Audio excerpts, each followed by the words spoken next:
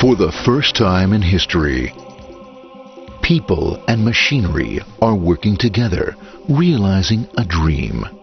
A uniting force that knows no geographical boundaries without regard to race, creed, or color. A new era where communication truly brings people together. This is the dawn of the net. Want to know how it works? Click here to begin your journey into the net.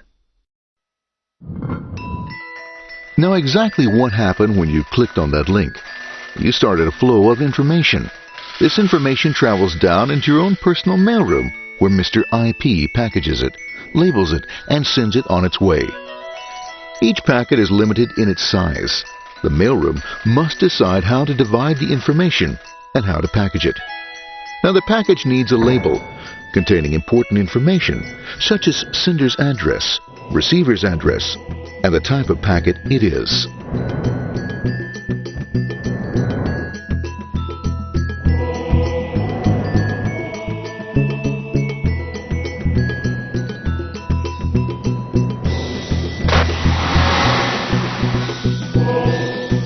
Because this particular packet is going out onto the internet, it also gets an address for the proxy server, which has a special function, as we'll see later. The packet is now launched onto your local area network, or LAN. This network is used to connect all the local computers, routers, printers, etc. for information exchange within the physical walls of the building. The LAN is a pretty uncontrolled place, and unfortunately, accidents can happen.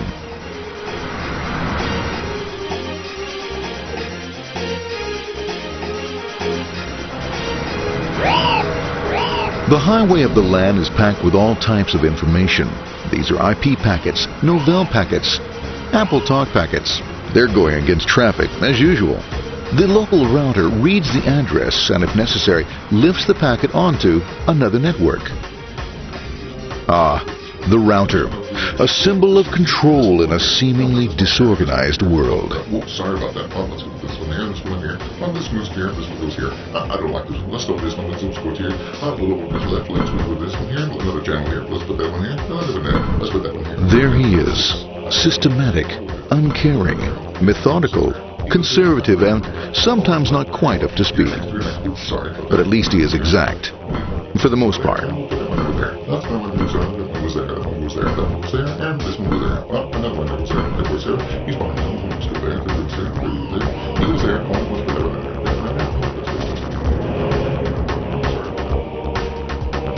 there. As the packets leave the router, they make their way into the corporate intranet and head for the router switch.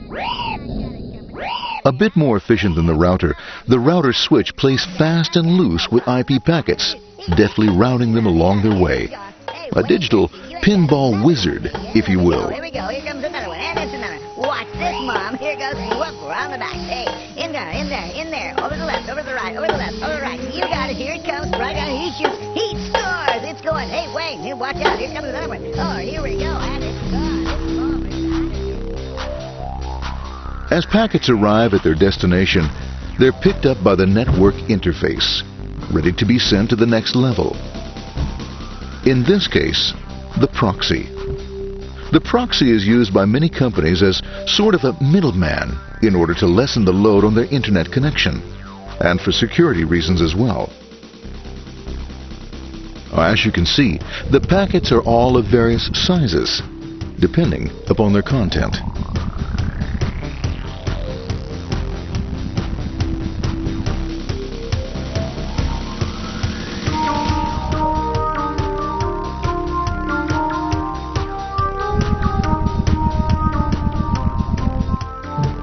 The proxy opens the packet and looks for the web address, or URL.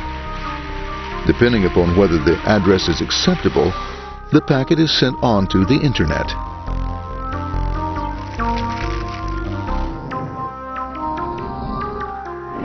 There are, however, some addresses which do not meet with the approval of the proxy, that is to say, corporate or management guidelines. these are summarily dealt with. We'll have none of that. For those who make it, it's on the road again.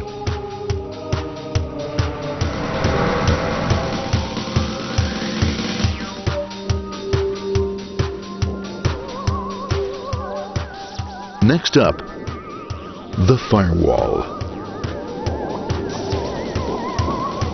The corporate firewall serves two purposes. It prevents some rather nasty things from the internet from coming into the intranet, and it can also prevent sensitive corporate information from being sent out onto the internet. Once through the firewall, a router picks up the packet and places it onto a much narrower road, or bandwidth, as we say. Obviously, the road is not broad enough to take them all.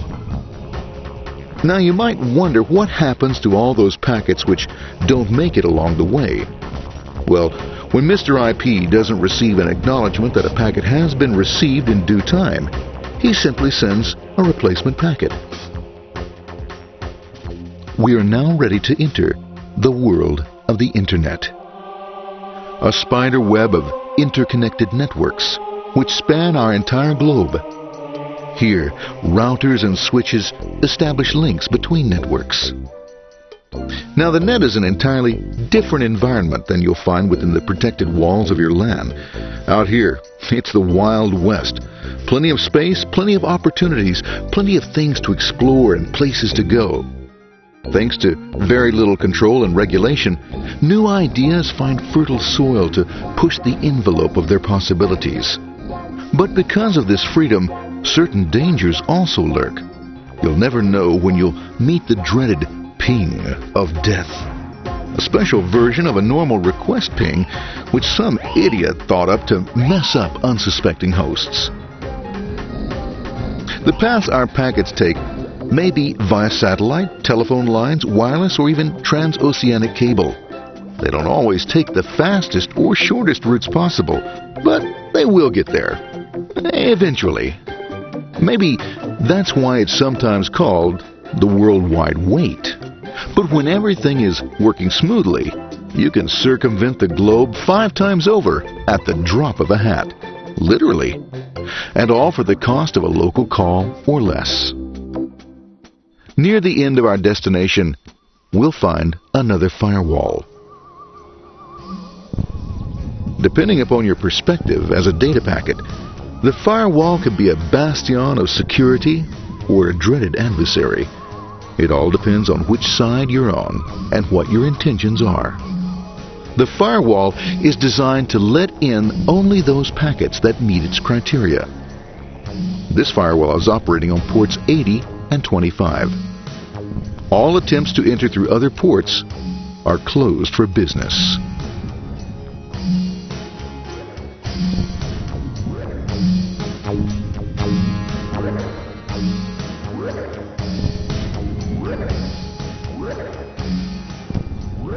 Port 25 is used for mail packets, while Port 80 is the entrance for packets from the Internet to the web server. Inside the firewall, packets are screened more thoroughly. Some packets make it easily through customs, while others look just a bit dubious. Now, the firewall officer is not easily fooled, such as when this ping of death packet tries to disguise itself as a normal ping packet. It's okay, go on. It's okay. No problem. Have a nice day. Be out of here. Bye. For those packets lucky enough to make it this far, the journey is almost over. It's just a line up on the interface to be taken up into the web server.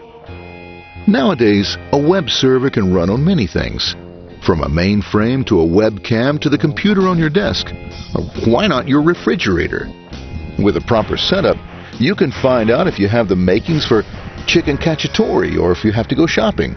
Remember, this is the dawn of the net. Almost anything's possible. One by one, the packets are received, opened, and unpacked.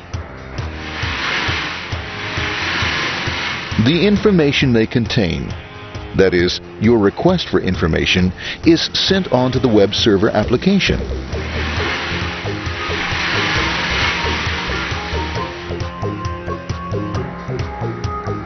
The packet itself is recycled, ready to be used again, and filled with your requested information.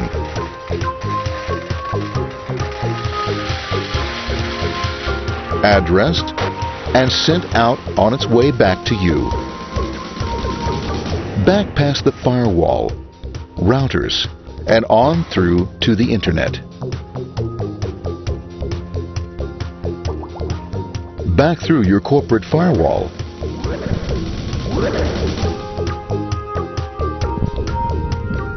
And onto your interface. Ready to supply your web browser with the information you requested. That is, this film.